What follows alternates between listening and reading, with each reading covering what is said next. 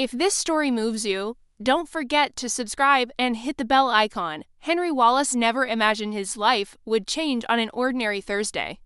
After 17 years of marriage to Rachel, his days had settled into a quiet rhythm. He rose with the sun, worked long hours at Lazy Jack Farm, and returned home to his family a dinner on the table, to teenage boys deep in their homework or video games, and Rachel humming softly in the kitchen.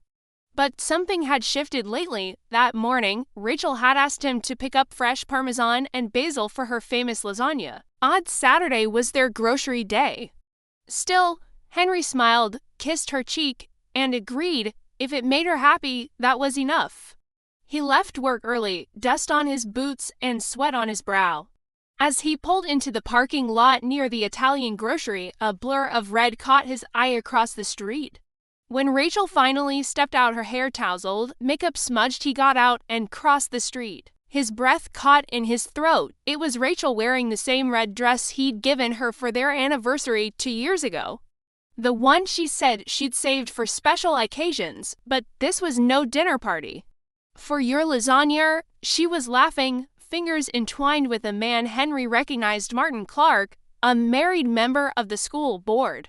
They disappeared together into the Pine Valley Motel. Henry's heart didn't break, it numbed. He sat motionless in his truck for hours, watching, breathing, unraveling. She froze. Henry ... What are you doing here? Later, while the boys slept, he packed a duffel bag and quietly left. I was getting Parmesan and basil, he said softly, her face drained of color. Henry looked at her, really looked, and said, that red dress still suits you. You'll always know where to find me. One night, a man she brought over shoved Blake into a wall during an argument. That night, Travis, barely 16, packed a bag for himself and his little brother and walked them to the only safe place they knew, their father's cabin. Then he walked away. That night, he served his boys frozen pizza. He smiled through dinner, laughed when Blake shared a joke.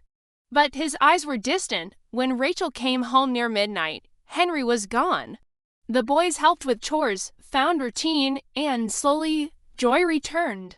And then came June. She helped Blake rescue a sick calf, taught Travis how to stitch a wound, and always had something warm on the stove. She never asked about the past, but she always showed up in the present. No screaming, no confrontation, only silence. He moved into a modest cabin on the farm's edge and left a note for the boys. I am still your dad. Will you marry us? He asked. On the way, he stopped at a payphone and dialed Margaret Clark, Martin's wife. Check Pine Valley Motel, he said, then hung up. The fallout came fast. Henry and June turned the land into something extraordinary: sustainable farming, a cozy bed and breakfast, and, after discovering copper in the soil, modest mining that helped the entire town flourish. Rachel spiraled, drinking, missing work, inviting strangers home. Henry opened the door and, without a word, pulled them both into his arms. The tears they held back fell freely. They were home. Life began again. The farm became more than a job, it was healing. June Miller had worked at Lazy Jack Farm for years. Gentle, grounded, with a strength that radiated from her every move. But I'm trying to be better, working. That pain led me to the life I was meant to have. I don't hate you, I just ... No longer need you, alone, and asking for just one conversation. One summer evening, while watching a movie, Travis leaned over and whispered, she feels like home. Henry's eyes filled with tears.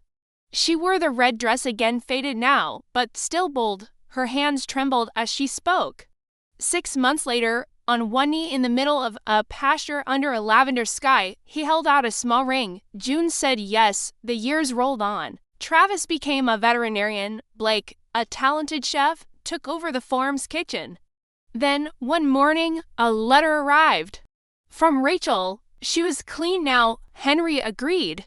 They met at a small cafe, sunlight streaming through dusty windows.